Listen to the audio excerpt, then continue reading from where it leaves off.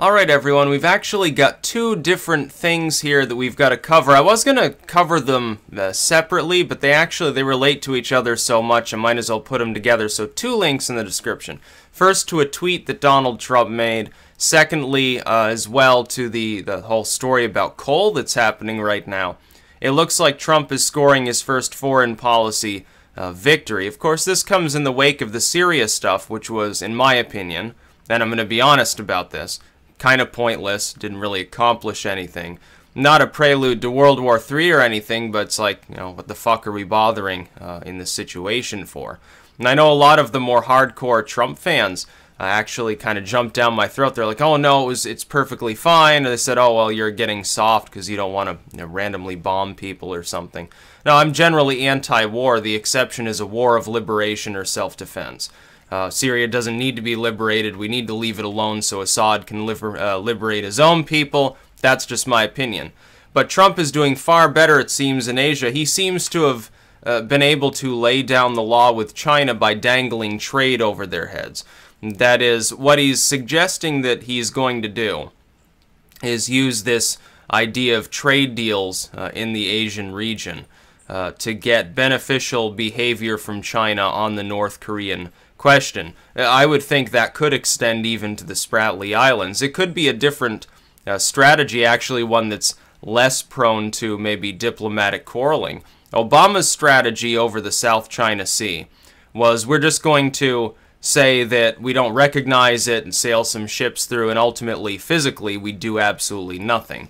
Trump's strategy seems to be, oh, we can help prop China up even as they're helping us in a mutual arrangement. It would actually be simple under the right circumstances. And the answer he's found seems to be coal, which ties right into something else he did during the campaign. One of the big things he did was say, oh, we're going to bring coal country back. And people said he was crazy because, of course, U.S. demand for coal has been declining for a while now. It's not coming back. Clean coal is not going to help that. It's simply now less efficient. It's less efficient than gas. It's less efficient than nuclear. It's now also less efficient than solar. And getting near, like, even wind is going to overtake it. Nobody wants to use coal in the United States. The environmental regulations alone, even with the repeal of some of Obama's crap, are still burdensome on the industry. The only other answer would be, yeah, we'll use coal, scrap even more regulations. Pretty soon there'll be soot everywhere. It'll be like before the Clean Air Act. And nobody, I think even Trump or even like the most far-right Republicans are actually on board with the idea. People have now normalized to the idea of, oh yeah, we kind of want a clean country. Yeah, making extra jobs is great, but we don't want to poison ourselves in the process. But China doesn't care. China loves coal. And Trump is apparently red-pilled on the climate change bullcrap and says, oh, well, yeah, it can be out of sight, out of mind, and we can still make money and prop these industries up, and it's not actually directly affecting us. So we'll sell the coal to China.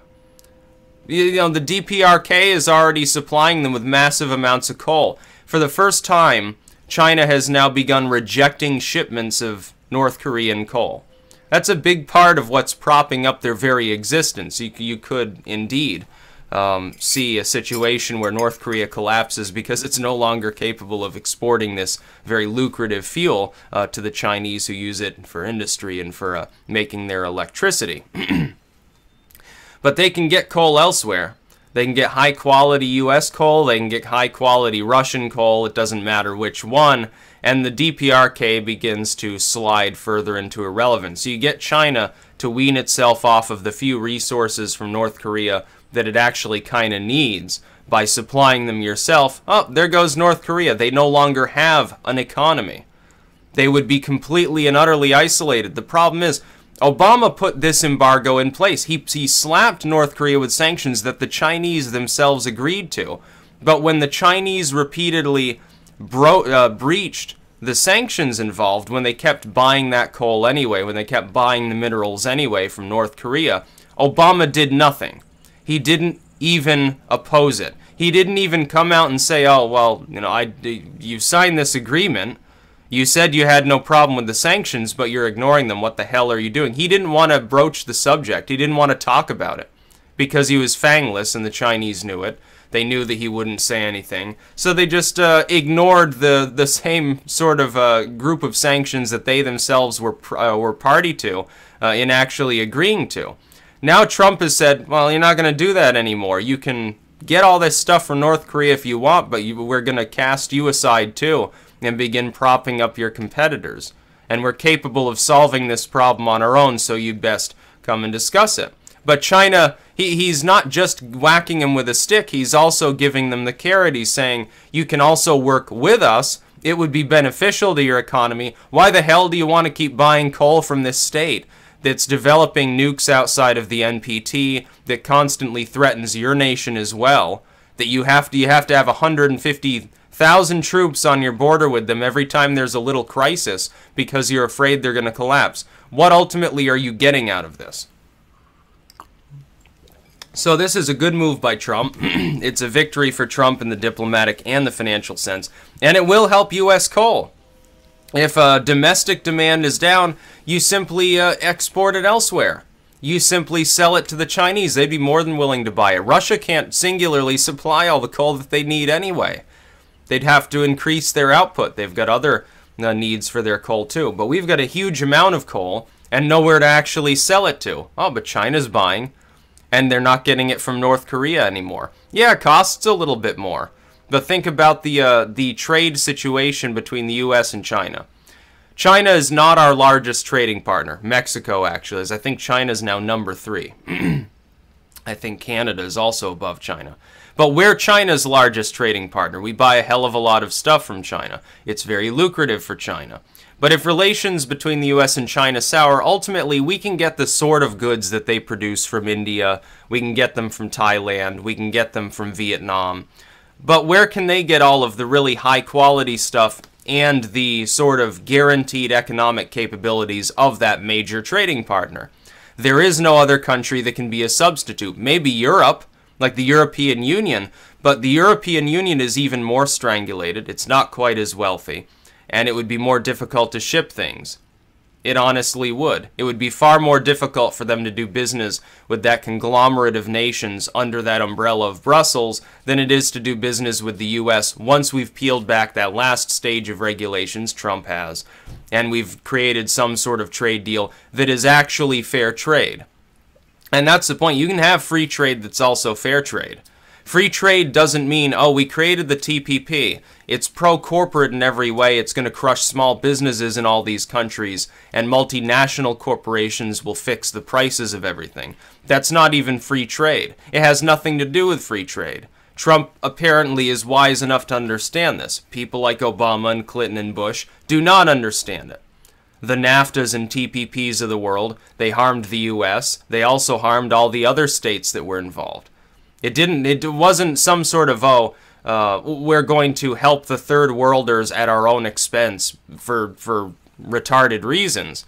It was more like, no, we're going to hurt them, we're going to hurt ourselves, we're all just crazy.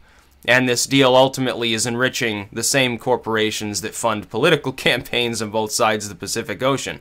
That's what the TPP ultimately was about, that and copyright law. That and lack of transparency and the ability of corporations to sue sovereign nations for little or no purpose. That's what it was about.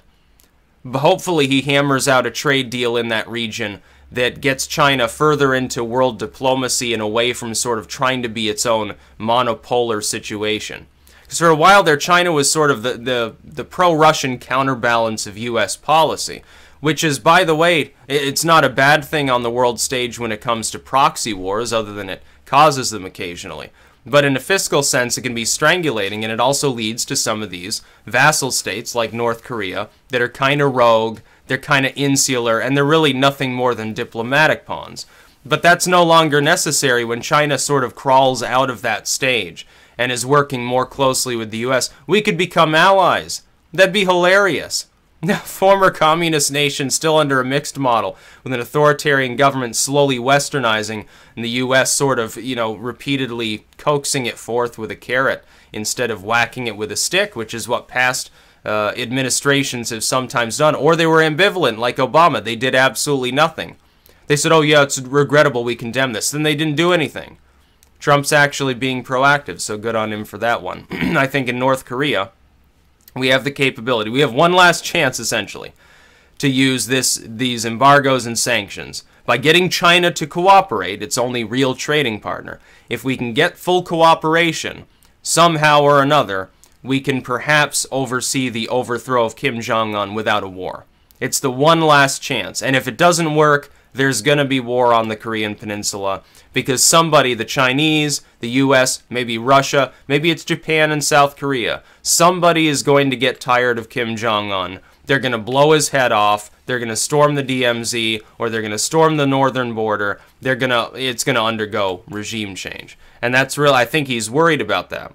And I wouldn't be too surprised, by the way, if some party, whether they announce their identity or not, I wouldn't be that surprised if in the next 5 years or so somebody decides to bomb North Korea's atomic facilities back to the Stone Age. That's about all. Peace out.